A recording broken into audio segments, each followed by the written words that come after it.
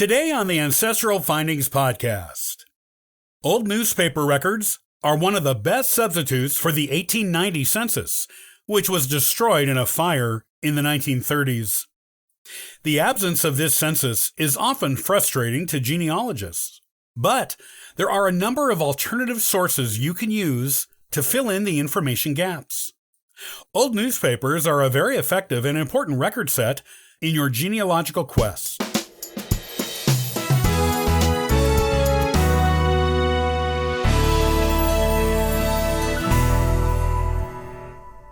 As most genealogists know, the 1890 U.S. federal census was accidentally destroyed, well, most of it, in a fire in the 1930s. This loss of information was a tragedy of monumental proportions for historians and genealogists alike. It leaves a frustrating 20-year gap in the historical record of the United States, which is a long gap in which many different things can happen in a family. Births, deaths, marriages, moves, and more simply vanished. At least, they vanished from the most obvious place to look for them. The good news is that there are plenty of other alternate resources that genealogists can use to fill in those blanks left by the absence of the 1890 census. Old newspapers are one of them. In fact, old newspaper records are an invaluable genealogical resource for all kinds of reasons. Its ability to show you to fill in the gaps of what was happening in your family between 1880 and 1900 is just one of the many uses of this record set.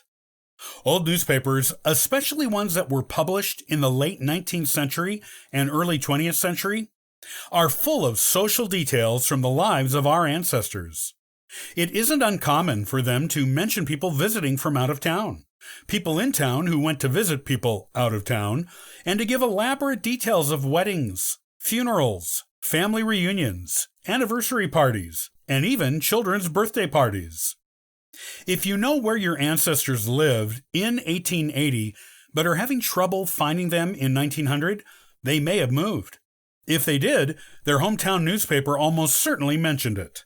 The date of the move and the destination are typically included in such announcements, so you will know which newspapers in what town to look in to pick up their trail, and to find them in later census records. Does the 1900 census mention a female ancestor being the mother of more children than you knew? This probably means she had some kids between 1880 and 1900. Some may have died in early childhood, while others could have grown up, gotten married, and moved out in that time. Old newspaper records can help you find the birth records for those missing children, which allows you to let them take their rightful place on your family tree. Is an ancestor who was in the 1880 census missing in the 1900 one? It is possible they died in the interim, or got married and changed their surname, in the case of women. Old newspaper records will help you fill in that information as well. With this information in hand, you can order death or marriage certificates from the state where your ancestors lived to further bolster the accuracy of your family tree.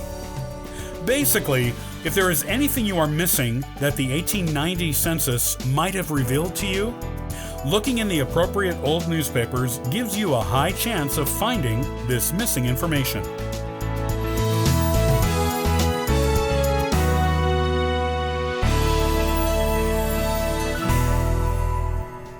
Hey, thanks for joining us today and subscribing to the Ancestral Findings podcast. Check out ancestralfindings.com for additional free genealogy resources and weekly giveaways. Happy searching!